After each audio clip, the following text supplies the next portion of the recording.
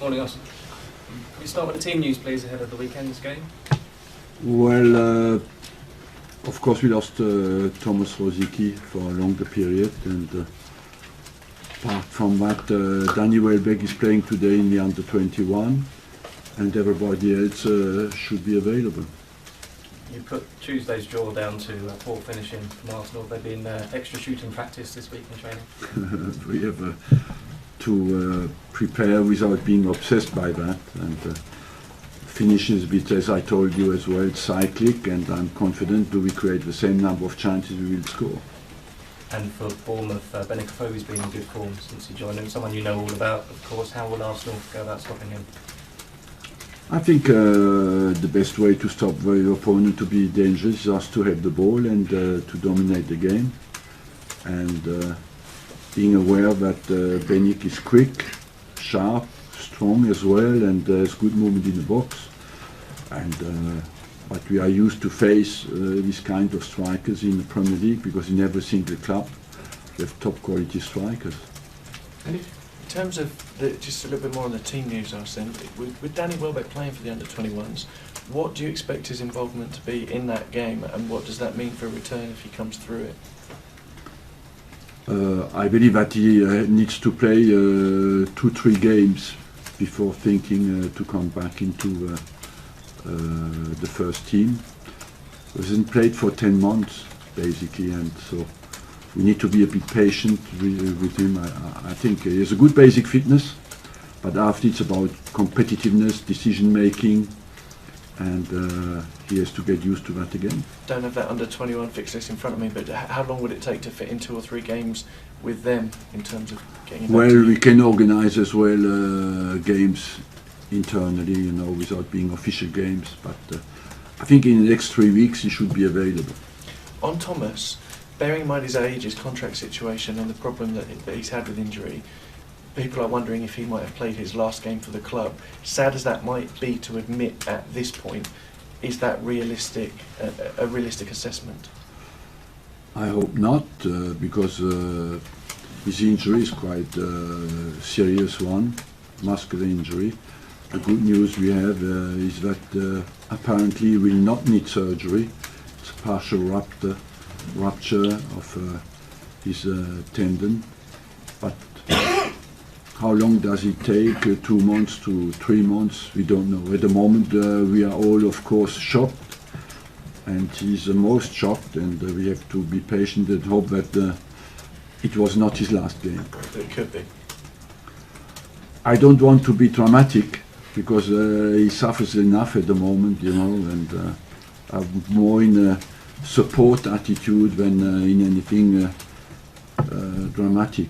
In terms of the title race, how many teams are in it at this point, in your opinion?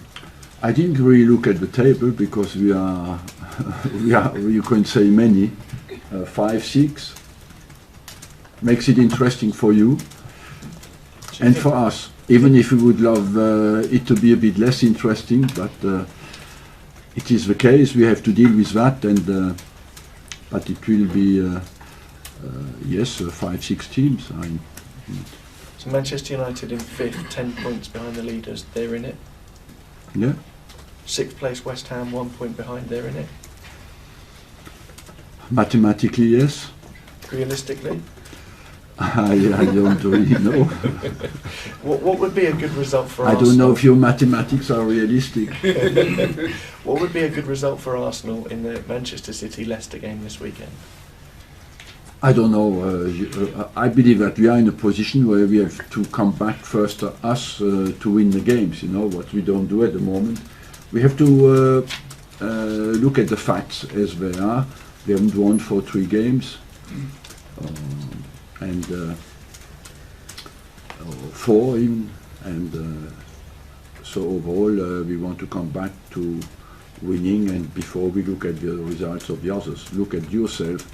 And come back to what you want to do is to win your next game.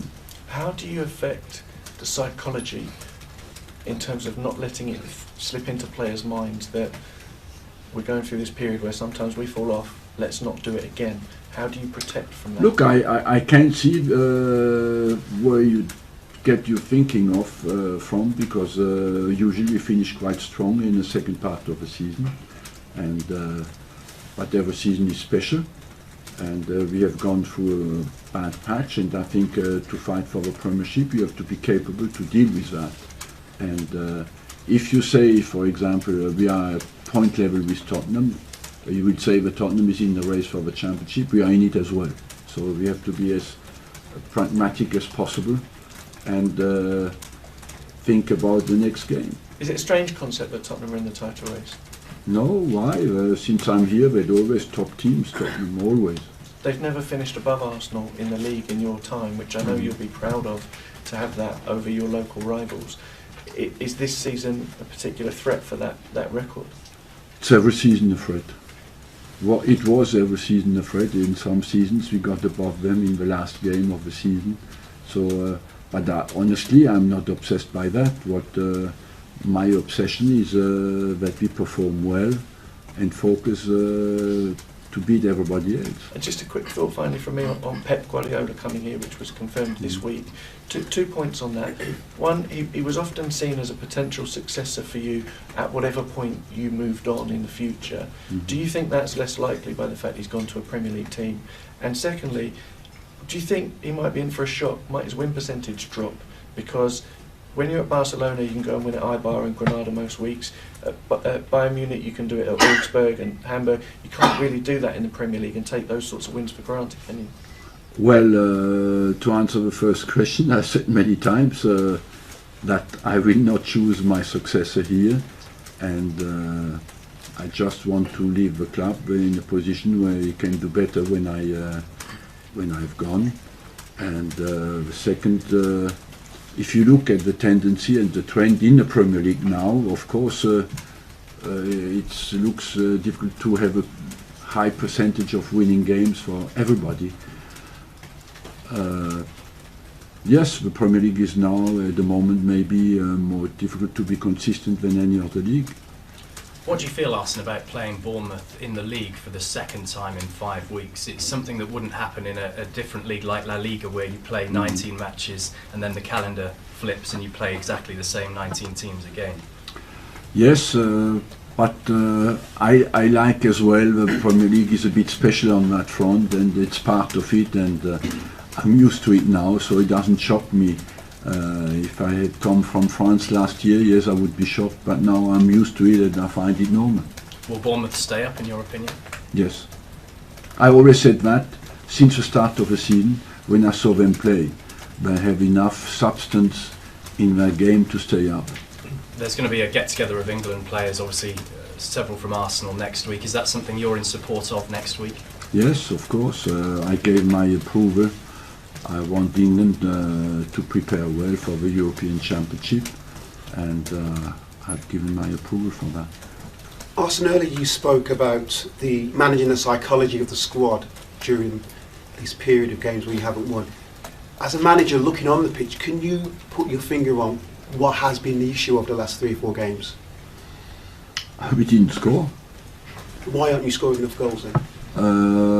Look, we played at Stoke, we played 0-0, what was not a shame, because Stoke is quite strong at home, and against Chelsea we played with 10 men, and that makes a game against a good side very difficult. And against Southampton we created the chances, and we couldn't finish them off. So I believe overall we have not to be alarmist, because the quality of our performances was there in every single game, you know, and we should take a lot of encouragement from that, even if sometimes in the recent games we didn't get the result we wanted. One of the other things as well, I don't know if you've seen Paul Merson's comments about you not signing a striker during the window. He said it's a mistake on your part. Well, how do you respond to that? Well, I have to accept that everybody can have different opinions, and but you cannot, on one side, praise the quality of our strikers, and on the other hand say it is a mistake that we have not bought any strikers. We have Sanchez, we have Walcott, we have Giroud, we have Welbeck, and I can't see any stronger striker being on the market in the January transfer window. And you've talked about Spurs being above you in the league.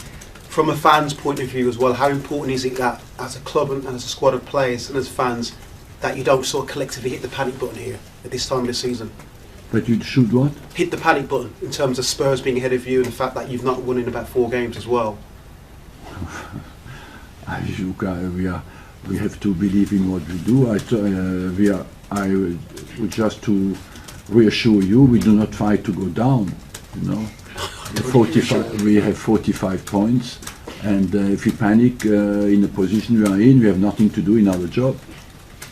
Arsene, can I ask you about China and the transfers, the big money transfers that have gone off to China? Should the Premier League be worried about the drain of European talent to China? Yes, of course. Why? Because China has looks to have the financial power to move a whole league of Europe to China, and we know all. We are long enough in this job to know that is just a consequence of economical power, and they have that. Will they sustain their desire to do it? Because let's remember a few years ago, Japan started to do it and they slowed down after. But I don't know how deep the desire in China is. But if it's a very strong political desire, we should worry. And could it really inflate transfer prices to such an extent that some Premier League clubs may be almost priced out of the best players? Yes, it could. But I believe that anyway the inflation is on our doors.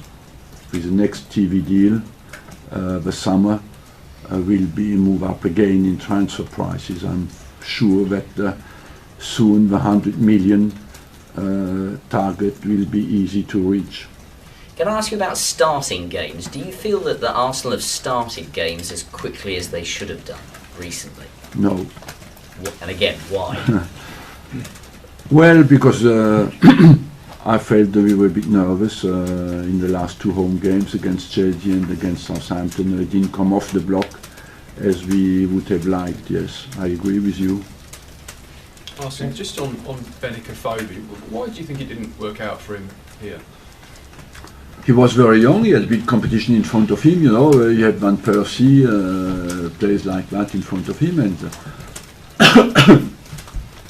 so I gave him the authorization to go somewhere and play, what he did, and overall you educate people to influence their lives and to give them success, and that's what we do.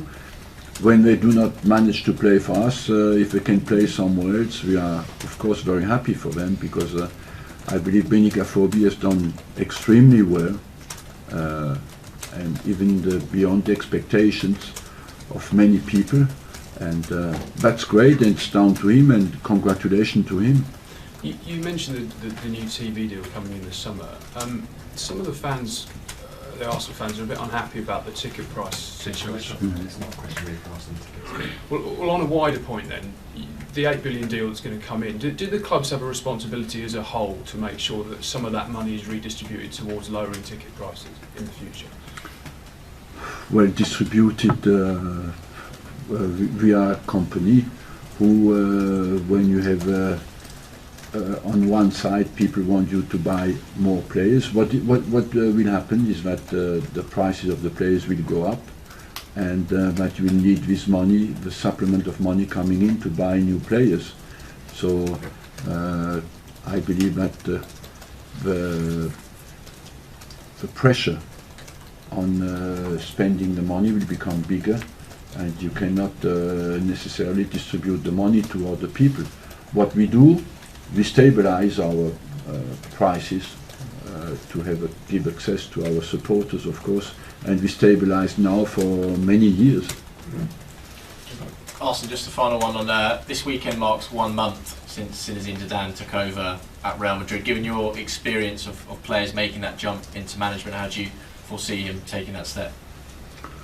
Well, first of all, 1 month is a very short period to assess the performance of a manager, and he was given a chance, and that's what he wanted, and I wish him all the success he deserves.